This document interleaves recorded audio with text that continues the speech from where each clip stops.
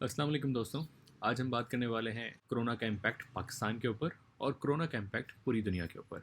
IMF, जिसको हम international monetary fund कहते हैं, उसने ऑलरेडी डिक्लेयर कर दिया है कि दुनिया इस वक्त रिसेशन से गुजर रही है।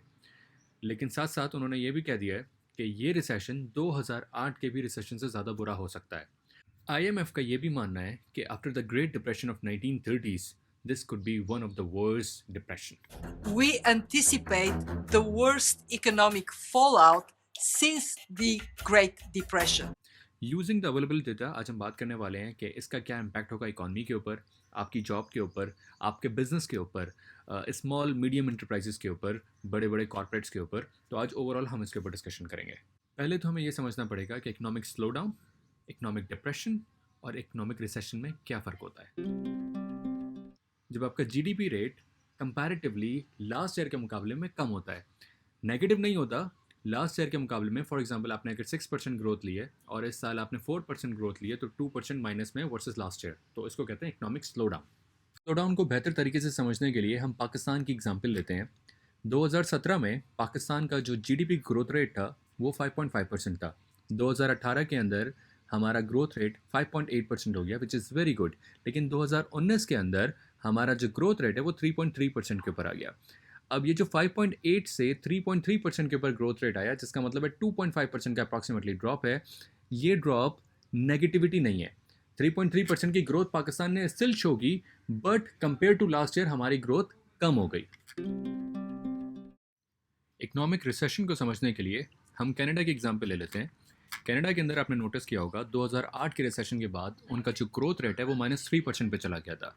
लेकिन ऐसा ऐसा with the passage of time they improve themself और बाय 2010 एंड 2011 वो +3 के ऊपर पहुंच गए थे। -1, -2, -3% को हम कहते हैं economic recession. Economic depression economic recession से ज़्यादा बुरी हालत होती है। अगर मैं आपके लिए इकोनॉमिक डिप्रेशन को डिफाइन करूं तो कोई भी कंट्री -10% ग्रोथ रेट के ऊपर कंजेक्यूटिव 3 साल से ज़्यादा के पीरियड पर रहती है तो वो डिक्लेयर होती है इकोनॉमिक डिप्रेशन। इस बात का अंदाज़ा आप इस बात से लगा सकते हैं कि पिछले 150 सालों में आज तक सिर्फ एक दफ़ा ओवरऑल वर्ल्ड की इकॉनमी जो है वो इकोनॉमिक डिप्रेशन में गई है, और वो भी उस वक्त जब 1929 के अंदर द ग्रेट डिप्रेशन आया था। ये तकरीबन 10 सालों तक चला था और जो वर्ल्ड इकॉनमी का ग्रोथ रेट था वो -15% तक ड्रॉप हो गया था। उस वक्त मेजॉरिटी कंट्रीज़ के अंदर अनएम्प्लॉयमेंट रेट 25% टू 30% होता था। बहुत बुरी हालत थी। एग्जाम्पल मैं आपको देता हूँ इस ग्राफ के साथ, जिसके अंदर आप देख सकते हैं कि 2008 का जो रिसेशन आया था उसमें ओवरऑल वर्ल्ड की जो इकॉनमी है जो सिर्फ -1% से ड्रॉप हुई थी, और 1929 के ग्रेट डिप्रेशन के अंदर ये -15 को टच कर रही थी। आज की जो रिसेशन है, बहुत सारे इकोनॉमिस्ट इसको 2008 की रिसेशन और 1929 की डिप्रेशन से कंपेयर करते हैं।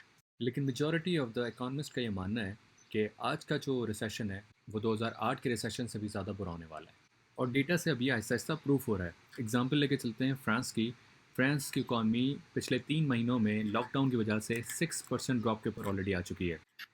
For every 2 weeks, the country is in lockdown due to the virus. The Bank of France expects the economy to shrink by 1.5%.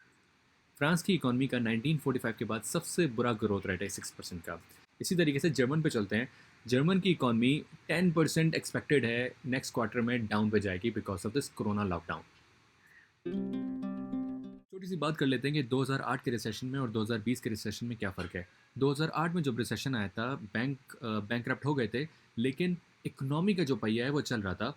Different किस्म के बिजनेसेस उस वक्त चल रहे थे और लोग अपनी जॉब्स पे जा रहे थे। लेकिन 2020 के अंदर बिकॉज ऑफ दिस लॉकडाउन अब सिचुएशन ये है कि जो लोग अपने घरों से काम कर रहे हैं वो कितने हैं, और ऐसी कौन कौन सी इंडस्ट्रीज़ हैं जो घर से काम करवा सकती हैं। For example if you talk about any construction industry, आप घर से बैठ के काम नहीं कर सकते। We talk about aviation industry, आप घर से बैठ के काम नहीं कर सकते। वी टॉक अबाउट रेस्टोरेंट्स, आप घर पे बैठ के काम नहीं कर सकते। There are lot of industries which is affected by this corona impact, और वो इंडस्ट्रीज़ जो एक्चुअल में किसी भी कंट्री की जीडीपी को ग्रोथ देती हैं वो इंडस्ट्रीज इस वक्त बंद पड़ी हैं और उसका इम्पैक्ट आना शुरू हो गया है। टेक्नोलॉजी की जो इंडस्ट्री है वो इस पूरे टाइम में न्यूट्रल परफॉर्म करती रही है, इनफैक्ट थोड़ा बेहतर परफॉर्म करती रही है। और वर्क फ्रॉम होम का जो कॉन्सेप्ट था, जिसके अंदर कुछ एप्लीकेशंस जिन्होंने कुछ ज़्यादा बिजनेस किया है इस दरमियान में, let me give you an example, जैसे जूम, स्काइप, हैंगआउट्स, इन लोगों का जो ओवरऑल रेवेन्यू था वो वीडियो कॉन्फ्रेंसिंग की वजह से बेहतर हुआ है। एग्जाम्पल्स मैं उन लोगों की दे देता हूँ जो इस पूरे लॉकडाउन सिचुएशन के अंदर पैसे भी कमा रहे हैं। For example Netflix, YouTube, Facebook, some gaming apps और बहुत सारे ऐसे ऑनलाइन एप्लीकेशंस हैं, ऑनलाइन डेटिंग ऐप्स हैं जो इस दरमियान में जिनका रेवेन्यू ग्रोथ जो है वो ऊपर की तरफ जा रहा है। गिनी चुनी कंपनीज को छोड़ के ऑलमोस्ट तमाम इंडस्ट्रीज़ को इस वक्त नुकसान हो रहा है, और इस नुकसान के नतीजे में होगा ये कि कंपनीज या तो अपने स्टाफ को टर्मिनेट करना शुरू कर देंगी या कंपनीज अपने स्टाफ की सैलरी कट करना शुरू कर देंगी।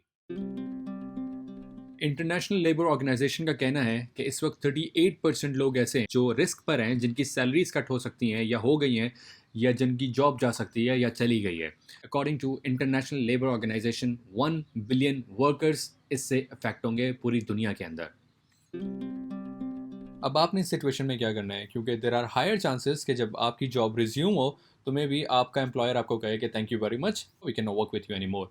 तो इस सिचुएशन से बचने के लिए या तो आप अभी नेटफ्लिक्स पे बैठ के कोई मूवी देख सकते हैं या फिर आप कोई ऑनलाइन कोर्स कर सकते हैं। फॉर एग्जांपल मैं इस वक्त edx.org के ऊपर बहुत सारे ऑनलाइन कोर्सेज कर रहा हूँ, जिसके अंदर इंट्रोडक्शन टू डेटा है, मार्केटिंग के कोर्सेज हैं, डिजिटल ट्रांसफॉर्मेशन के कोर्सेज हैं, डिजिटल ब्रांडिंग के कोर्सेज हैं, और इसके अलावा इसमें और बहुत सारे कोर्सेज अवेलेबल हैं जो आपको सूट करते हैं, जो आपकी रिक्वायरमेंट्स के हिसाब से हैं।